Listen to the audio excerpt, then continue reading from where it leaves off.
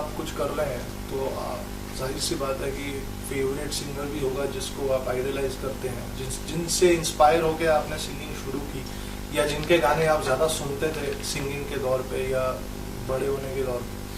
तो मेरे दौर पे जब मैंने सिंगिंग को सुनना शुरू किया तो काफ़ी लोग थे। कुमार शानू थे और उदित नारायण थे, सोनू निगम थे और रूप कुमार राठौड़ हैं, के हैं, शान, कैलाश के, तो बहुत लोग, और राहत फ़तेह अली खान पाकिस्तान से, शफ़क़त अमानत अली खान,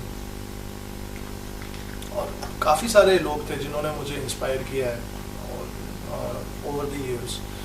और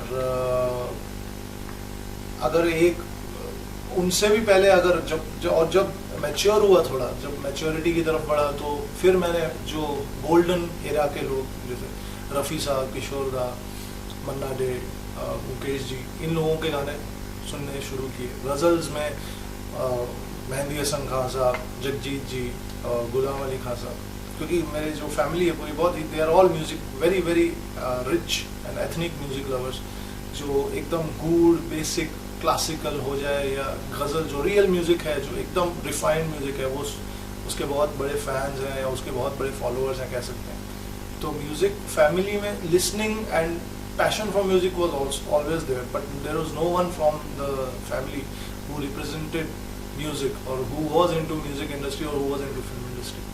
तो इन सब लोगों ने मुझे इंस्पायर किया है, बहुत गहराई से किया है। और मेरी एक हमेशा एक कोशिश रही है कि जितने सारे सिंगर्स हैं, हर एक कोई सिंगर का एक अलग स्टाइल होता है और उस स्टाइल को मैं पिक करना चाहता हूँ कि उस अच्छाई को, उस स्पेशल चीज़ को मैं पिक करूं और अपनी आवाज़ में जितनी स्पेशलिटीज़ डाल सकूं उन सारे सिंगर्स का यूएसपी लेके, तो उतना अच्छा होगा मेरी पर्सनल डेवलपमेंट और मेरी वॉइस कल्चर के लिए। 10 साल बहुत बड़ी चीज़ होती है और यहाँ पे बहुत जल्दी चीज़ें बदलती हैं बॉलीवुड में। आजकल का जैसा टाइम चल रहा है, साउंड बहुत जल्दी बदल रहा है। जो 2 साल 3 साल पहले साउंड था वो अब साउंड नहीं रह गया। क्या लॉन्गेविटी का क्या वो है, कितना स्कोप है। स्कोप जैसे मैं कह रहा हूँ कि जैसे समझिए मैंने 2 साल पहले कोई गाना कंपोज किया हो तो वो आज नहीं चलेगा, क्योंकि साउंड बदल रहा है, लोगों की थिंकिंग ब्रॉड हो रही है, लोगों की थिंकिंग अलग अलग कॉन्सेप्ट्स को लेके बहुत यूनिक हो रही है। लोग स्कोप दे रहे हैं अलग अलग साउंड्स को, अलग अलग वॉइसेस को। तो एक ही जॉनर में अगर आप रहोगे तो आपके सर्वाइवल का कोई स्कोप नहीं है।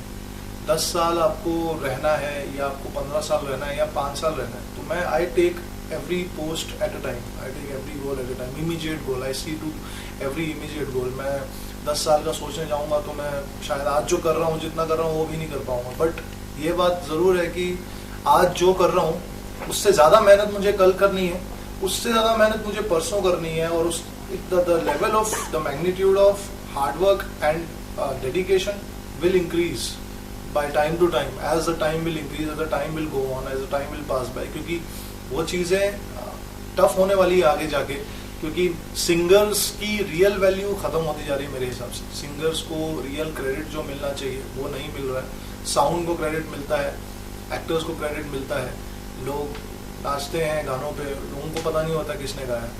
तो मैं इस जरिए, इस माध्यम के थ्रू ये बताना चाहता हूँ कि सिंगर और म्यूजिक डायरेक्टर और लिरिसिस्ट, ये तीनों की तिकड़ी है, वही एक गाने को बनाते हैं और उसके बाद उस गाने को दूसरे लेवल पे लेके जाता है एक्टर। लेकिन गाने का जो जन्म होता है, एक बच्चे का जैसे जन्म होता है, वो माँ बाप से ही होता है। उसके बाद आप उसको संवारने के लिए पूरी फैमिली होती है, प्यार करने के लिए पूरी फैमिली होती है, दादा दादी नानी चाचा चाची पूरी फैमिली है। लेकिन जन्म जो है, जो बर्थ होता है गाने का, वो बर्थ होता है इन्हीं 3 लोगों की वजह से। और सारी मेहनत होती है, लेकिन एंड में जाके आजकल अनफॉर्चुनेटली बॉलीवुड में हो रहा है कि actors take the whole credit and no one cares about music director, singer और लिरिसिस्ट।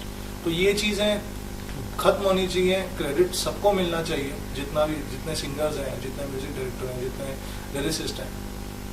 और जितना आप समय के साथ अपने स्टाइल को बदलोगे तो उतना ही आप लंबे जाओगे। The most prime example for this is Sonu Nigam, because he started off, उन्होंने भी स्टार्ट किया था, मोहम्मद रफ़ी साहब के बहुत बड़े फ़ैन कह लीजिए या भक्त कह लीजिए, या उनको फॉलो करते थे। 25-26 वॉल्यूम उन्होंने अपनी उनकी आवाज़ में उन्होंने गाया, रफ़ी साहब के गाने। तो उसके बाद वो गाते थे, वॉल्यूम्स गाए उन्होंने, और फिर जब आए तो उनकी एक इमीडिएट छाप नहीं बनी थी। फिर टाइम टू टाइम उनके गाने आए, उनके गाने लोगों ने पसंद किए। फिर आज वो ऐसे मुकाम पे है कि he can sing anything and he changes himself like nobody does. तो वो इसीलिए आज भी 17-20-22 सालों से सस्टेन कर पाए हैं, क्योंकि उन्होंने अपने आप को टाइम के साथ चेंज किया। अगर वो वही रहते जो 97 में 98 में थे तो आज वो नहीं होते जो हैं। तो इसी I follow his, I don't follow his singing, I don't follow his, I don't mimic him, but I follow all the mannerisms which he has done, which he has given to music, or which he takes up to in order to pursue music, या जिस प्रकार की उनकी लगन है और जिस प्रकार का पैशन है। तो मैं भी यही उम्मीद करता हूँ कि मुझ में भी जितनी वर्सेटैलिटी है और जितने रंग हैं गाने के और म्यूजिक के, एक तो सिंगिंग का है और एक म्यूजिक कंपोजिंग का भी है, कि एक बार सिंगिंग को जब मुझे लगे कि हाँ सिंगिंग में मैंने कुछ ठीक ठाक कर लिया है, तब मैं शायद म्यूजिक कंपोजिशन की तरफ भी रुकूं।